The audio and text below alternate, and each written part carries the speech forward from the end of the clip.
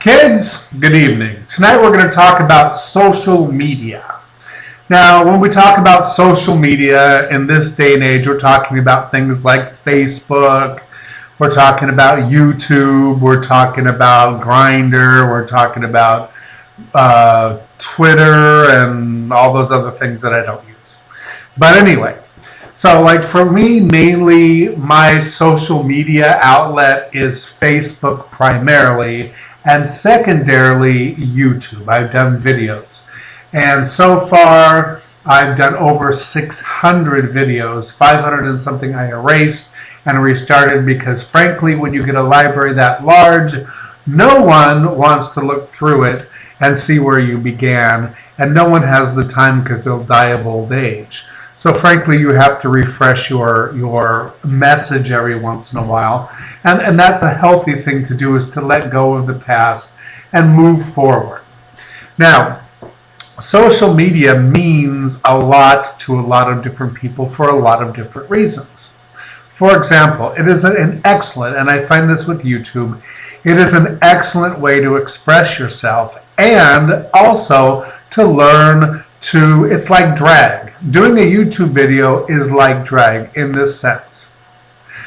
If you feel insecure, you hate the sound of your voice, you think you're ugly, or whatever it is, if you do YouTube videos, suddenly you'll learn to get over it. For example, when I first started doing YouTube videos, the reason I did them was, first, I was typing hateful things on Facebook to people in political discussions that were typing hateful things back. And I thought if we could bring it up to a personal level and talk about it, then we could take the vitriol and make it a little bit less. Although I can be just as nasty now on Facebook as I was typing on YouTube as Facebook. Meanwhile, the important point was this. For me, I hated the sound of my voice. My voice was just like nails on a chalkboard to me. And the very first comment I got after I made my very first video was what a soothing voice that I seemed to have and what a soothing tone that I seemed to have. And I was aghast. I mean, it took me a month to pick my jaw up off the floor, because that was the very first comment someone made. I'd never heard you before in person, but I loved the sound of your voice. And that was interesting to me, because for me it was awful. Now I've gotten used to it after all these years, and I don't hate it so much, so that I don't hate myself. And I don't think of myself as this, ugly, humped back, bloatedly, completely overweight creature that deserves just basically public ridicule. I find myself as just basically normal, to the extent that I'm normal, even though I'm crazy as, batshit. But social media has helped me personally in that way. Now, if you look at things like Facebook, it helps you rediscover friends that you never would have discovered 30 or 40 years ago after high school. And it allows you to start new relationships with people you haven't seen maybe for 15, 20, 25 years. It also gives you the opportunity to realize that maybe there's a reason they're not in your life anymore. So that they come for a little while and then they go. And sometimes happily, and sometimes you can't wait for them to leave for the second time. And sometimes you say, gee, I really want to hold on to this. This is important to me. So social media has changed the way we interact. It also is interesting because people, and many times this is true in life, like at work, in a work environment, people put on a persona. And they want to be perceived as a certain way. Even though their life might be something totally different, they want to be seen in this particular light. And social media allows people that are not being honest to go ahead and put forth this thing this persona to others to make themselves feel better. On the downside, though, anybody that looks and listens and pays any attention can feel any twinge on the web of the social media, like a big spider. It has a web, and you can unmask the bullshit rather quickly, which is nice too, because then you can get to see people. Then you can have private conversations, etc., etc. Get to know new people, get to make new friends.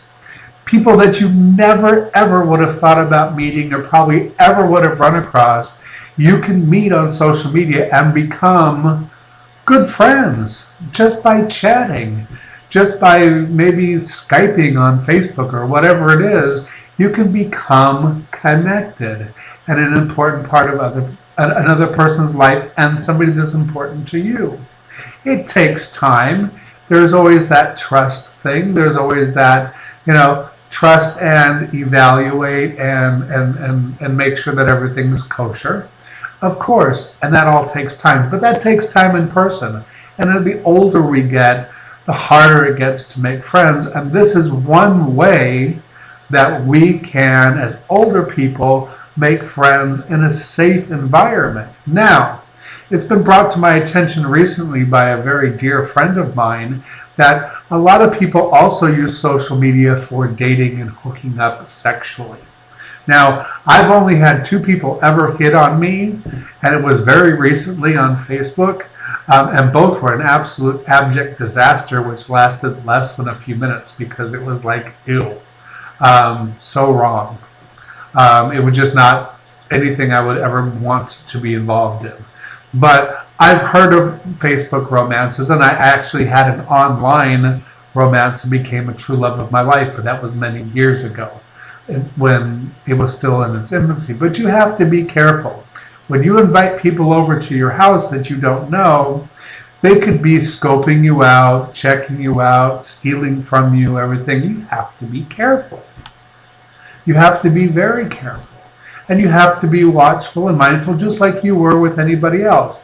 And if you have any notoriety at all, if you're any kind of famous person, let's say you're a movie star or a local drag queen or whatever you are, people have this assumption that you're a star with some kind of unlimited means, and they want to grab something from you as a memoir, or they think that you can afford to do without it or replace it, and that might not necessarily be true. And that's pretty sad. Now, when it comes to Twitter, I personally have never tweeted. I've thought about tweeting. I've wondered about tweeting. I've seen lots of tweets, but I've also seen lots of tweets go wrong. They get put on national television. They get put up on Facebook as examples of what not to say or something funny that was said or whatever.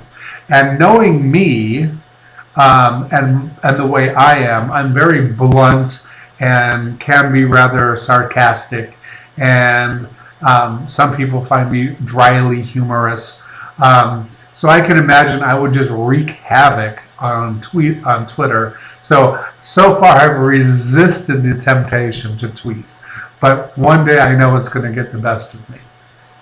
But social media can be both good and bad. There's always a yin and a yang to everything. So remember that. When you go out and you extend yourself on social media, make sure that you're verifying and getting something back from social media. Because you can reignite what maybe was not such a close friendship, but could become a very close friendship from, let's say, high school or something. And you can really unite with somebody in a way as adults and say, hey, you know what? We weren't that close in high school, but we now have a lot more in common. And we had a lot more in common then than we really realized because we weren't able to express it. Or we could say, hey, I saw you, I friended you, you were kind of a nightmare in high school, and now you're a total disaster as an adult, and see you later, bye-bye, no feelings hurt, bye-bye, us, ciao. And that's okay too. You can close, things that were open in your heart. You can open up new things that were closed in your heart, etc., etc., etc. Don't let yourself get bullied, though. There's no reason on social media to sit there and take abuse at all. If you ask for someone's opinion and they give it to you and you don't like it, that's not abuse. That's getting an opinion. But if you didn't ask and someone voiced their opinion on you and it's just damn insulting, that's abuse. And you don't need that. And that's when you click defriend or block or whatever and get rid of them. Because you need that like you need a paper asshole. It's just not necessary. Enjoy social media for what it's really meant to be.